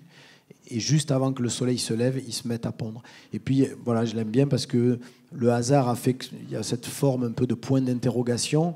Et il y a une symbolique un peu du devenir de ces œufs, puisque seulement un œuf sur 1 million deviendra un adulte prêt à se reproduire à son tour. Voilà. Merci Laurent. Vincent. Oui, c'est une photo que vous avez probablement déjà vue. Donc, c'est le loup blanc d'Ellesmere, c'est l'île la plus au nord du Nunavut. Après, c'est le pôle Nord, c'est la dernière. Et c'était un rêve, évidemment, d'aller là-bas, d'aller un peu sur les traces de Jim Brandenburg, un photographe américain qui l'avait photographié il y a plus de 35 ans. Et j'avais qu'une envie, c'était d'y aller. Tout s'est fait par étapes. J'y suis allé 1 mois d'expédition en solitaire. C'est là où j'ai eu le plus grand engagement, en quelque sorte, d'être en solo, juste avec mon traîneau, vous avez vu, et puis rester pendant une 30aine de jours en autonomie, sans assistance. Et puis, bien sûr, au mois d'avril, mars-avril, c'était de les faire en hiver pour avoir la capacité de tirer mon traîneau, avec des températures de moins 40. Et donc il y a eu trois aventures de 1 mois, chacune sans rien voir. J'ai même sorti mon père de ses forêts vosgiennes. Je l'ai emmené 1 fois pendant 1 mois, tous les deux. Ça, c'était vraiment chouette. Et on n'a vu que des traces. Et c'est en 2015 où vraiment j'ai eu ces 9 loups qui m'ont encerclé, qui m'ont trouvé. Et comme j'aime souvent me sentir un peu vulnérable, un peu proie, donc elles sont arrivées, elles ont fondu sur ma tente. Probablement ils pensaient que j'étais un bœuf musqué, enfin quelque chose à manger, parce qu'on est quand même sur des loups du bout du monde, quoi, des loups qui sont en mode survie, qui vivent 4 mois de l'année dans le noir total à moins 50. C'est ça qui est quand même assez fou. Donc voilà, donc là on est sur presque un absolu, un rêve qui est vraiment assouvi, parce que cet animal symbolise énormément de choses pour moi. Ces grands prédateurs qu'on a beaucoup traqués, qu'on continue à chasser et qui a finalement avec qui on peut avoir vraiment des liens. Autant j'aime bien être distant, m'effacer par rapport à mes sujets. et ne pas faire d'anthropomorphisme ou d'interagir avec eux. Mais autant le loup, il se passe quelque chose entre lui et nous. Il y a une histoire qui est là depuis des milliers d'années, évidemment, et j'ai pu vraiment le percevoir avec cette bête. Merci Vincent. Et alors, attends, moi je pose une question quand même, on a envie de savoir, il y a 9 loups qui attaquent ta tante, il se passe quoi après exactement? Eh bien écoute, c'était de la curiosité. Vraiment, j'étais sur la banquise, de loin ça fait comme un point noir, donc un peu un muskox solitaire, un bœuf musqué solitaire, donc on y va. Donc ils ont fondu, je les ai vus des petits points à quelques centaines de mètres, et en quelques secondes ils étaient les 9 autour de ma tante, et comme ils font souvent, ils testent, ils regardent. Et contrairement à l'ours polaire, où là j'ai vraiment les pétoches, le loup non. Et finalement, dès que je montrais ma position verticale, tu vois, j'étais à plat ventre, donc là il venait tout près, il me tirait derrière mon pantalon, il tirait sur mes chaussures, il tirait sur le harnais de mon traîneau. Et dès que je me mettais en position verticale, tu vois, la pipédie, et là il se barrait, quoi, une dizaine de mètres, un peu comme des chiens. Donc ils ont... Et c'était une bonne, comment dire, ça montre que le loup n'attaque pas l'homme, et c'est vrai que c'est très rare. Et pourtant, physiquement, ils étaient bien plus forts. Ils sont capables de mettre un bœuf musqué de 300-400 kilos au sol, donc un petit bonhomme tout seul. Et tu t'es dit, pourquoi pas? Et finalement, non, c'était juste de la curiosité. Je suis le gardien du temps. Tu faisais semblant de boiter, non? Pour les faire revenir. Oui, bah, c'est ça, parce que... Non, mais... Ces mecs sont fous. Non, mais pour la petite histoire, les deux. Pour la petite histoire, c'est vrai que c'était quand même la 4e aventure là-bas, et je les ai vus. Quand je les ai vus, je savais que c'était une des dernières fois que j'allais les voir, donc il fallait optimiser le temps. Et donc, quand ils commençaient à repartir en file indienne, je me suis dit, c'est mort, je les reverrai plus. C'était le 8e jour de l'expédition, je me souviens très bien. Et là, j'étais en chaussons de tente, c'est-à-dire que j'étais prêt à dormir dans ma tente, et j'étais avec des gros chaussons de duvet. J'ai marché sur la banquise, j'ai couru avec mon objectif en chaussons, et j'ai fait l'homme blessé, en effet. Et là, direct, j'ai eu droit à une nouvelle charge. Ils sont revenus, c'est vraiment dans leur instinct, c'est quand même fou. Il est content, il a droit à une nouvelle charge. Tout va bien. Et j'ai de nouveau pu faire quelques centaines d'images. Merci Vincent. Thomas, parce que je suis le gardien du temps également. Oui, voilà, moi avec mes photos de vacances, j'ai l'air un peu... Mais non, cette photo-là, c'est... Alors, pour montrer que la Terre est ronde, ok, on va pas s'arrêter là-dessus, parce que... mais c'est le côté... Je voulais montrer un peu ce que c'est le point de vue. Alors, il y a un petit cadre noir au premier plan. Ça, c'est la cupola. Moi, le truc qui me frustre vraiment dans la station, c'est que on a du mal à s'affranchir des fenêtres, en fait. Il y a plein de reflets, c'est des trucs qu'on 7 ou 8, évidemment, vous imaginez bien, des épaisseurs différentes, ça fait des reflets dans tous les sens. Il y a toujours une structure, il y a toujours un encadrement, on a vraiment du mal à avoir une vue un peu globale, un peu jolie, puis il y a de s'affranchir, on parlait avec Laurent, de cette logistique lourde qui te permet d'être dans ce milieu. Bah, tu es content de l'avoir, parce que sinon t'es mort, mais quelque part, tu as du mal à t'en affranchir, et pourtant t'essayes. Donc moi, j'essayais vraiment de me coller et des fois, je le faisais sans appareil photo. J'essayais de me coller aux vitres pour vraiment avoir pas dans mon champ de vision rien de station spatiale et que la Terre. Et c'est pas forcément facile à faire. Des fois, quand tu es en sortie extraviculaire, c'est plus facile. Tu arrives à un peu oublier tout. Et là, alors là, c'est super parce que tu es tout seul dans ton monde. C'est une bonne sensation. Mais bon, depuis la station, c'est un peu compliqué d'avoir une vue un peu générale, parce qu'on peut zoomer sur quelque chose, une photo de ville, on a vu tout à l'heure, c'est facile. Et là, en fait, on a un peu triché, parce que ça, c'est pas juste une photo, j'ai pris pas mal de photos, et je les ai ensuite, la technique informatique les a, pour moi, recollées ensemble pour en faire cette espèce de panoramique. Et c'est une technique qui, je pense, rend un petit peu justice à la Terre, parce que sinon, on n'en voit qu'un tout petit bout. Même avec des grands objectifs, même avec des 8 mm, des 12 mm, des choses comme ça. Angles, ouais. Et donc, soit on a de la structure, soit on voit qu'un tout petit bout. Et pour essayer de taper un petit peu entre les deux, c'est un peu la tricherie que j'ai trouvée. Voilà, ça c'est le côté un peu technique de cette photo-là. Et après, ce qu'on voit là, c'est les Bahamas. Les Bahamas, Cuba, etc. Et ça, c'est vraiment très particulier. La Floride derrière, c'est très particulier parce qu'on a, comme je le disais, si vous oubliez un peu tout ça, là, c'est du blanc et du bleu. Et ça, c'est vraiment ce qu'on voit tout le temps. Et ces zones de bleu des mers du Sud, comme on dit, ben, il y en a peu. Et puis surtout, avec cette dimension, il n'y a que là-bas. C'est assez impressionnant, un peu en mer Rouge et que là-bas. Donc ça fait partie des endroits, au premier coup d'œil, ça c'est un peu la photo de l'image d'Épinal de la photo d'astronaute. Tous les mecs qui sont allés dans l'espace reviennent avec, c'est un peu la carte postale de la station spatiale. Voilà. Il reste une dernière série. T'es à peu près, il y a plusieurs images, pardon, Roland. Ouais. Mais là, tu es à peu près à quelle focale, en quelque sorte ça grossit, et là, il y a un grossissement de quoi, 8-10 fois ou... Non, même pas. Ça, c'est du 24 mm, je pense. Ah, ouais, okay. Et puis voilà, tu les stitches ensemble, tu vois, tout bêtement. Rien de bien particulier. Là, c'est un peu la vue. C'est ma manière de dire, voilà, la vue qu'on a, c'est ça. Si tu t'approches de la fenêtre, c'est ça. L'heure tourne. Il nous reste une dernière série. On la passe de façon un peu plus rapide. Celle-là, on l'a déjà expliqué. On l'a déjà expliqué, qui est l'assemblage. Oui. 167 photos. 167 photos. Ouais, avec ce grand quadrillage et mes 3 petits camarades minuscules tout autour. Voilà. Oui, bah là, c'est après le loup, la panthère. Non, mais pareil, rapidement, c'est toujours cette sensation de se sentir proie, ça j'aime beaucoup. Là, en l'occurrence, elle m'a vraiment chargé. Par rapport à tout à l'heure où c'était juste pour jouer, tu sais. Rapidement, moi, c'est une panthère que j'avais suivie depuis le matin, très tôt, là, c'était en fin de journée, et je l'ai vue chasser avec son jeune, c'est même la couverture, l'affiche du film, et donc elle échouait à chaque fois ses chasses sur des barrales, et en fin de journée, donc après 8 heures à rester sur mon rocher, je la vois, elle passe derrière moi, et il y a comme un canyon, et donc j'étais un peu inquiet, je me dis bizarrement, donc je pars avec mon sac à dos, et je me dis, bon, je vais essayer de la retrouver, et je la vois, moi j'étais à l'ombre, elle était au soleil, donc je l'aperçois passer de manière transversale, je m'effondre au sol avec mon sac à dos, le 800 mm sur le sac. Elle a juste entendu un bruit, juste comme une masse. J'étais à l'ombre, elle est au soleil. Vraiment, ça c'est important. Donc elle s'est dit une proie.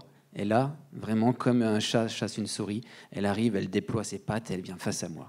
Là, j'ai l'œil rivé dans le 800 mm et je la vois venir grossir. C'était impressionnant. Et j'avoue qu'après... quand elle est arrivée dans l'ombre, le voyant, voilà, là, je me suis dit, elle va aller jusqu'au bout, quoi. Et j'ai commencé à flipper. Je me suis levé et je lui ai même parlé, quoi. Je dis, oh, je suis pas un yak. Et hop, elle est partie. Elle est partie, mais de manière un peu... Parce que c'est très rare de... Ils sont tellement sûrs d'eux, ils maîtrisent leur territoire à un point pas possible, ces animaux-là. Donc là, elle se sentait toute couillonne, quoi. Elle m'a regardé avec un certain dédain et elle est repartie. Un peu vexée, quoi. Ce côté hautain des félins. Je me souviens que tu m'avais raconté ça, mais moi, je me souviens surtout que tu avais dit oh, j'ai regretté, j'ai eu peur, je me suis levé. Mais j'y pense souvent, je me dis, franchement, je ne me serais pas levé, qu'est-ce qui serait passé, quoi. Elle aurait tenté, parce qu'elle n'attaque pas l'homme, mais comment elle aurait réagi vraiment en me chopant, quoi. J'y pense souvent. Merci Vincent.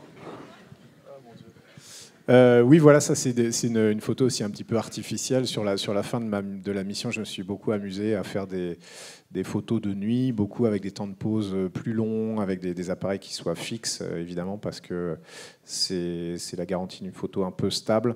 Ce qui se passe, c'est que bien que l'appareil soit complètement fixe par rapport à la station spatiale, elle a le bon goût et en même temps le mauvais goût de tourner autour de la Terre. Et en fait, ce qui se passe ici, si vous voyez le centre du... Alors attendez, on va remettre les choses en place. Là, je suis en train de prendre une photo complètement sur le côté de la station spatiale, donc perpendiculaire au mouvement. Le mouvement, il se passe de la droite vers la gauche de l'image. Et en fait, ce que ça fait, c'est qu'en tournant autour de la Terre, donc on ne fait pas qu'avancer tout droit comme un avion. On va voir que l'avion aussi, lui, tourne autour de la Terre, mais bon, bref. Et on va pitcher, donc on fait du tangage, évidemment, sur notre station spatiale pour pouvoir tourner autour de la Terre. Donc la station spatiale, en permanence, elle a une rotation autour de son axe longitudinal. Voilà, tout le monde suit là. Attention. Et donc, ce que ça fait, c'est que si moi, je regarde justement le long de cet axe longitudinal, qui est ici, en fait, c'est le centre de rotation, en fait, la station, elle tourne. Et ce que ça fait, c'est qu'on a l'impression que les étoiles décrivent un grand cercle. Et en prenant ça, c'est une surimpression c'est que des photos de 30 secondes d'exposition. Donc en fait, c'est plein de petits traits, on ne le voit pas très bien, il faudrait zoomer, mais chaque grand trait d'image, grand trait d'étoile, on le voit un petit peu sur la droite là. Si on le voit sur celle-là, on voit plein de petits points. Vous voyez un petit peu sur les côtés, pas trop au milieu, mais sur les côtés. En fait, chaque petit point, c'est 30 secondes d'exposition. Et pendant 30 secondes d'exposition, le mouvement de la station fait que l'image a bougé, l'étoile a bougé un petit peu, et donc ça imprime un petit trait sur la photo. Donc ensuite, on superpose tout ça, ça nous fait cette espèce de rotation un peu jolie. Et ce qu'on voit au premier plan, c'est la Terre, avec ça, c'est les lumières des villes. Pareil, on voit plein de petits points. Elle est un peu ratée cette photo, il faudrait que j'y retourne la faire mieux. On voit plein de petits points. Ça, c'est les lumières des villes qui défilent comme ça dans le champ de vision. Et derrière, au fond, j'étais dégoûté de ne pas la voir au premier plan. Ça aurait été très joli. C'était un orage, en fait. C'est un orage sur Terre qui, lui, est fixe. Mais c'est juste que nous, on bouge. Du coup, on a l'impression qu'il se déplace. Je ne sais pas si j'ai été clair. Mais en tout cas, je me suis bien amusé à faire cette photo. Non, très très clair, et ça démentit complètement ce que vous disiez tout à l'heure, comme quand vous n'étiez pas un artiste. C'est quand même une très belle plaque. Ouais, merci. Merci Photoshop quand même. Mais... On arrive un petit peu sur la fin de la conférence. On l'a compris, on voyait vos différents champs d'action, lieux de travail, etc. On est rentré dans votre regard, et tout l'intérêt, en fait, c'était la fusion de vos travaux. Donc rentrer dans vos univers et se rendre compte que vous avez des points de vue différents, à la fois physiques de là où vous vous trouvez, puis à la fois scénaristiques, et c'est un petit peu tout l'intérêt. Et on a fait un petit montage en fait où vos images se répondent. On se rend compte que vous avez des points communs, vous jouez sur les lumières, vous jouez sur la couleur, vous jouez sur les formes, et c'est toute la magie, et c'est un petit peu la conclusion de cette conférence, qui est un petit peu ce côté 3 regards, une seule planète. Je vous propose de lancer un petit peu ce final, et puis on ouvrira les questions, et puis on fera la petite photo de groupe.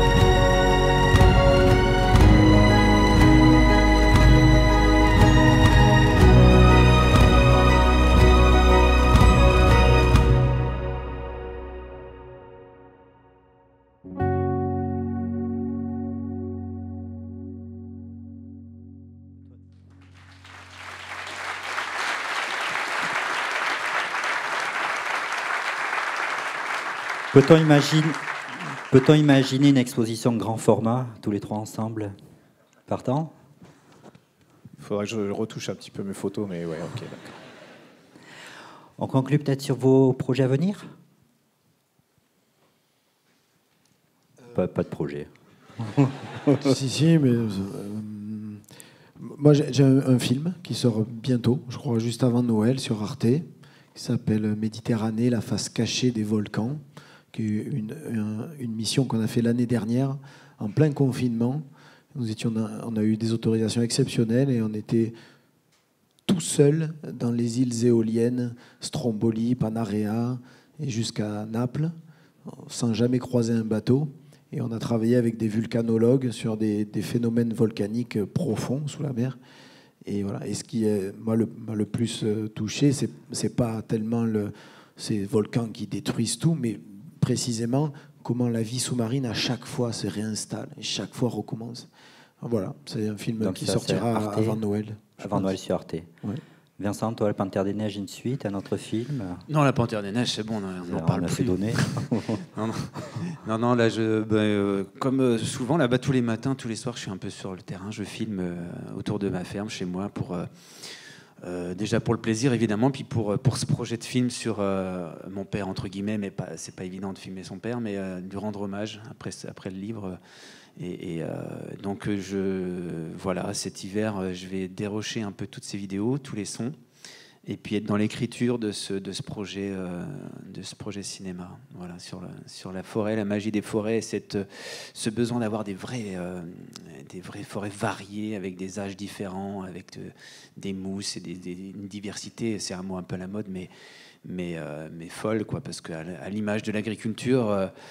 La forêt souffre de cette intensification vraiment et cette monosylviculture. Donc ça, j'ai envie de le condamner, mais par la poésie, par le beau, voilà. Donc ça, c'est un peu mon projet à court terme. Excellent, merci. Moi, le seul souci de ma pratique photographique, c'est qu'il faut être dans l'espace. Donc, tant que j'y suis pas, il ne va pas se passer grand-chose. Alors, on a parlé de ce livre qui allait sortir chez Flammarion le 2 novembre. On va essayer vraiment, encore une fois, de partager ce regard que j'ai pu avoir depuis la station spatiale et puis c'est d'apprendre des choses aux gens, parce que moi j'ai appris énormément de choses. C'est vraiment la démarche, c'est on voit quelque chose, c'est joli ou c'est alarmant, qu'est-ce qui se passe derrière? On essaie vraiment de faire un effort d'expliquer, d'écrire des textes, de faire appel à des experts et que les gens, pratiquement à chaque photo, alors sans leur prendre la tête non plus, parce que c'est pas le but, mais d'apprendre quelque chose et puis d'en ressortir un petit peu plus conscient, un petit peu plus amoureux de la planète, on espère. Il y a ça. Ensuite, moi, mon projet, ce serait d'aller sur la Lune. Je pose ça comme ça. On y travaille avec les différentes agences spatiales, la NASA, l'ESA, l'Agence spatiale européenne, mon employeur en fait partie. On avait une fusée sur le pas de tir qu'on a dû rentrer à cause d'un ouragan. On n'est pas à l'abri des aléas météo. Mais à raison d'un tir tous les 2 ans, un tir par an, on va y retourner. Là, pour la photographie, ça va être un peu moins chouette, parce que la Lune, c'est quand même beaucoup de gris sur fond noir. Mais ce sera quand même une aventure qui vaudra le coup d'être documentaire. Je dis ça comme si j'allais y aller, c'est comme si c'était fait. Il reste quand même pas mal d'étapes, mais ça va bien m'occuper dans les années qui viennent. En tout cas, si j'ai la chance d'y aller, ou un de mes camarades ou une de mes camarades a la chance d'y aller, j'espère qu'on en rapportera quelques clichés, et notamment des clichés de la Terre, parce que c'est un super point de vue pour prendre des photos de la Terre. Excellent. Merci. Je crois qu'on peut applaudir nos invités.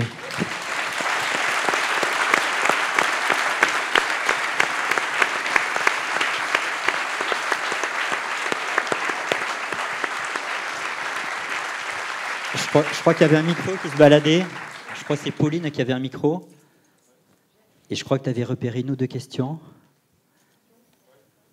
Il y en a qui a l'air bien motivé là-bas. Je crois qu'il mérite.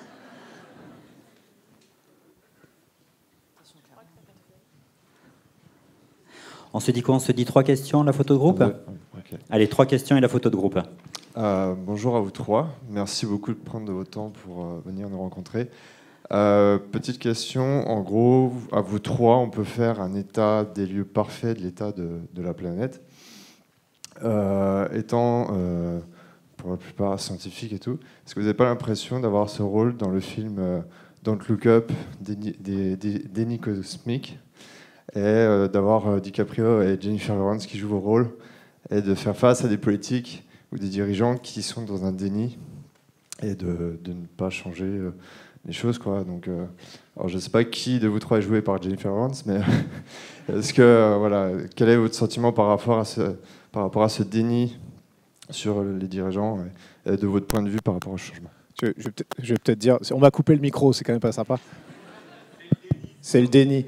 Tu vois, la censure, non. Je vais dire 3 mots rapidement là-dessus. Déjà, je ne sais pas si on a un constat parfait. C'est sûr qu'on a 3 points de vue différents et que nous 3, on a vu pas mal de choses. Mais évidemment, ce n'est pas à 3 personnes que tu peux faire un constat parfait.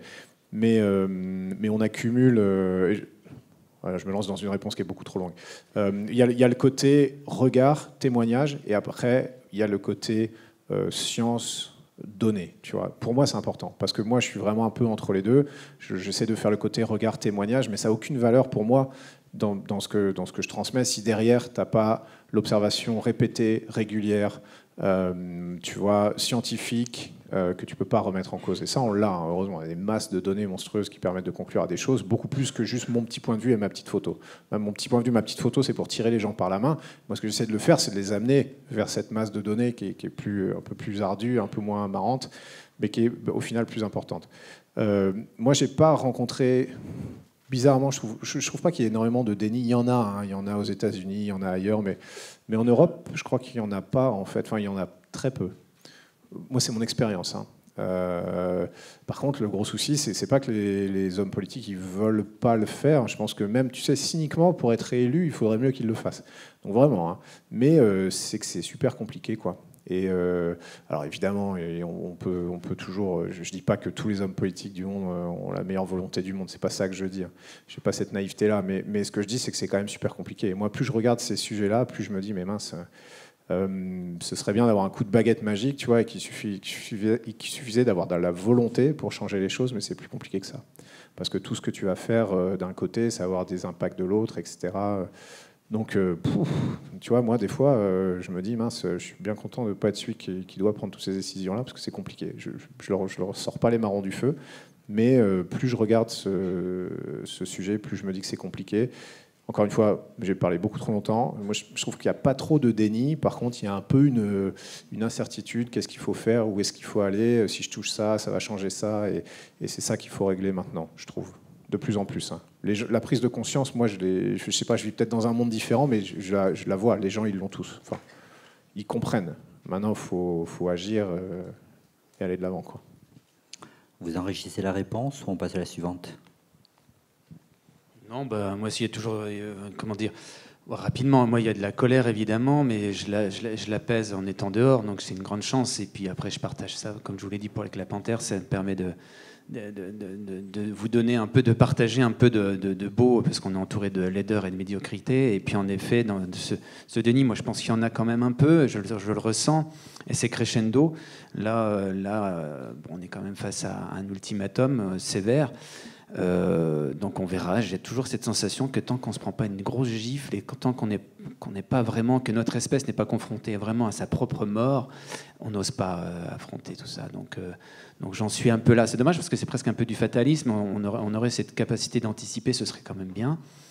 Mais on l'a pas. Et personnellement, moi, c'est une souffrance évidemment à ma petite échelle autour de chez moi de voir à quel point on ne prend pas soin des autres vivants, quoi. Voilà. On n'arrête pas toujours de marteler ce discours. Et Cousteau le faisait, Monod, les premiers, Jacquard, Albert Jacquard et tout. Mais c'est fou comme ce bon sens, cette raison n'est pas écoutée, quoi. On l'entend, mais voilà. Voilà. Mais alors, on va voir ces prochaines années, là, ça va être assez comment dire, il va se passer des choses. Je ne sais pas ce que c'est la définition du déni, mais ce qui est sûr, c'est qu'il y a une contradiction entre...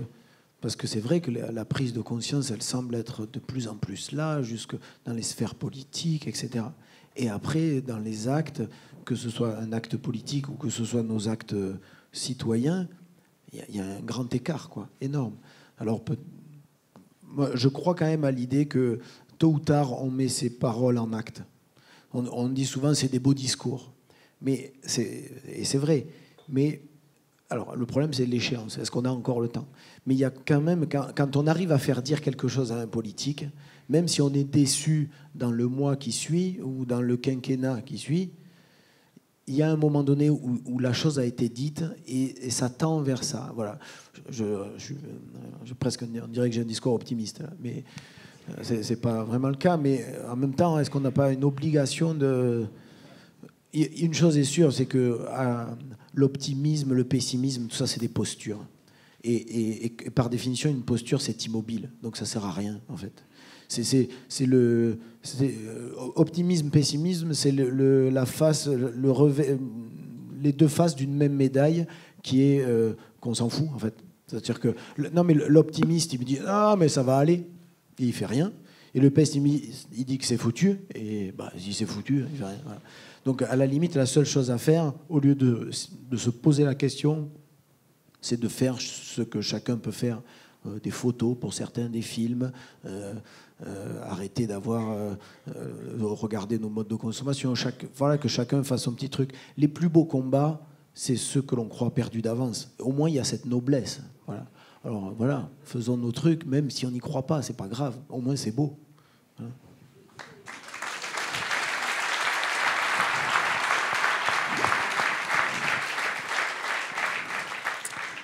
Une deuxième question. Je ne sais pas où est le micro et c'est... Ah. Je laisse nos hôtels choisir. Bonjour. Bonjour. On est tous, je pense, relativement bombardés d'images constamment. Et je voulais demander à nos trois invités, que ce soit dans votre travail ou dans... j'imagine que vous avez un petit peu de vie personnelle quand même. Est-ce que vous aussi faites un tri? Est-ce que vous aussi vous sentez bombardé? Est-ce que vous mettez un filtre? Est-ce que justement vous essayez de vous échapper de ça?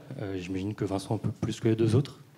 Voilà, comment vous ressentez ce bombardement d'images? Est-ce que vous essayez de vous en préserver? Ouais, c'est une bonne question. Rapidement, j'ai dit ça tout à l'heure, j'ai parlé de 10 minutes. Ouais, il y a un bombardement d'images, c'est sûr, et surtout, et moi je m'en suis voulu de faire un peu partie de ça, tu sais, parce que quand tu es sur les réseaux sociaux, que tu alimentes, que tu donnes des... Alors on se dit toujours, c'est bien, c'est le confinement, les gens sont déprimés chez eux, on va les faire voyager, on va leur montrer des belles images, c'est bien, mais au final, tu participes quand même à ce bruit global, à ce truc, donc, et qui, moi, m'affecte aussi en tant que consommateur d'images, on va dire. Moi, j'essaie de faire des breaks, je pense que c'est important. Alors pas comme Vincent, c'est sûr, mais de temps en temps, tu vois, cet été, pendant 15 jours, 3 semaines, c'est pas beaucoup, mais j'ai vraiment essayé de poser le téléphone. Et voilà, c'est un peu débile, c'est un peu bébête, c'est niveau débutant, mais mine de rien, tu vois, je me suis rendu compte que je l'avais pas fait depuis un moment et que c'est des trucs qui t'affectent au bout d'un moment. Donc je pense que c'est important de filtrer, de se protéger, de faire des breaks, je sais pas, ça n'existe pas encore les bonnes pratiques de comment faire face à ce flow-là, mais bon, un peu à chacun de trouver sa limite et de s'écouter, quoi.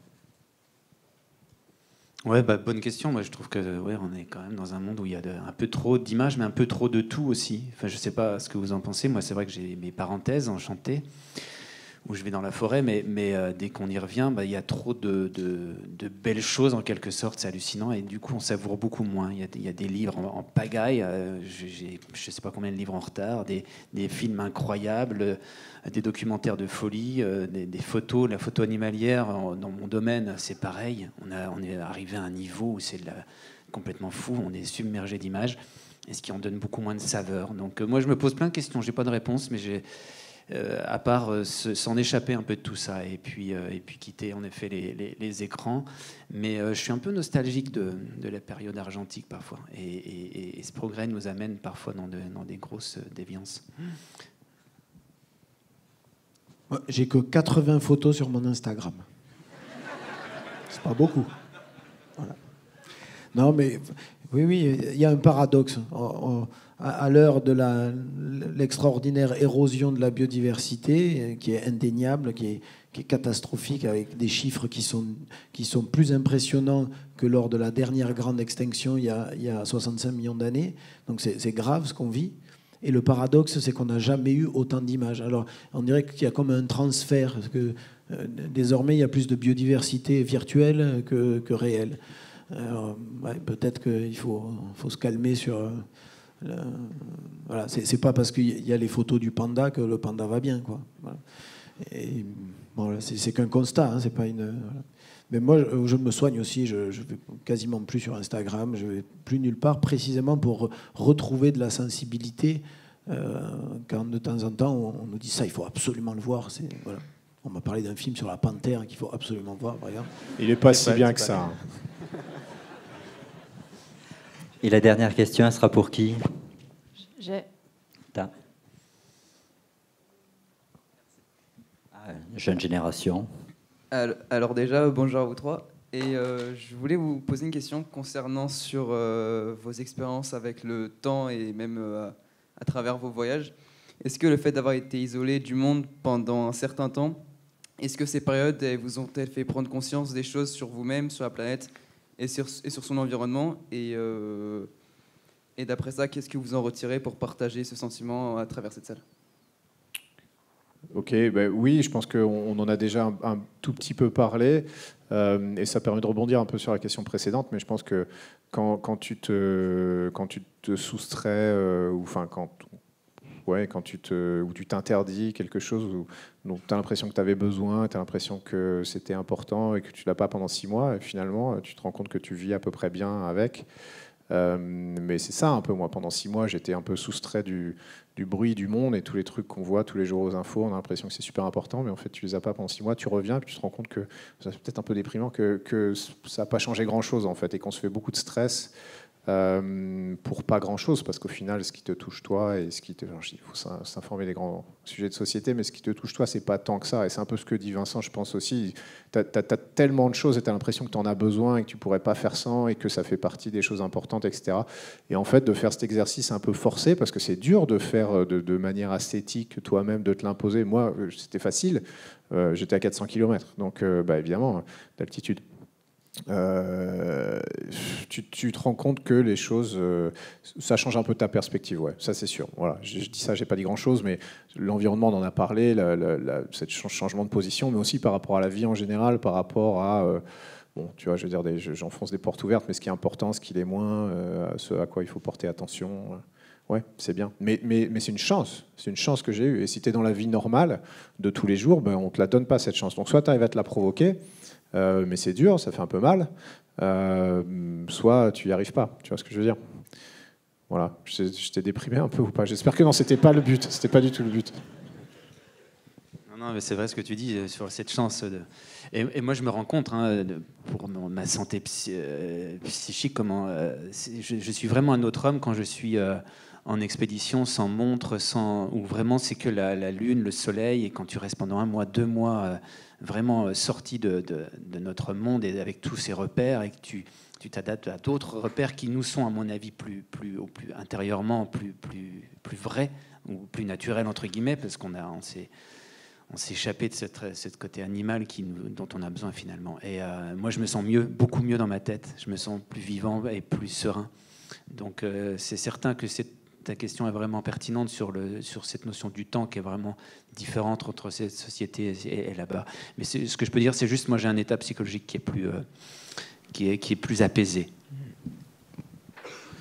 Mais c'est difficile de créer. Tout le monde n'a pas la chance de pouvoir, pendant un laps de temps, s'affranchir. Thomas, il dit qu'il est condamné à être... Voilà, pendant... toi tu pars, moi aussi ça m'arrive d'être dans des endroits, de toute façon il n'y a plus de réseau, il n'y a plus rien, et voilà. Mais c'est sûr que c'est pas donné à tout le monde, dans le sens qu'on n'en a pas toujours l'opportunité. Ce qui est certain, c'est que quand on peut avoir cette expérience, contraint, forcé ou décidé, on voit tout de suite les bienfaits que ça a. Ça fait regonfler sa sensibilité, ça fait regonfler plein de capacités à observer qu'on n'avait plus. Voilà. Et ça fait comprendre, je crois, que la liberté, le bonheur, c'est pas d'avoir tout, c'est de n'avoir besoin de rien. Hein, et c'est pas pour ça que je crois qu'on qu'on fait ces voyages ou qu'on a ces vies-là, mais ça nous permet de mieux le sentir, peut-être. Mais merci, messieurs.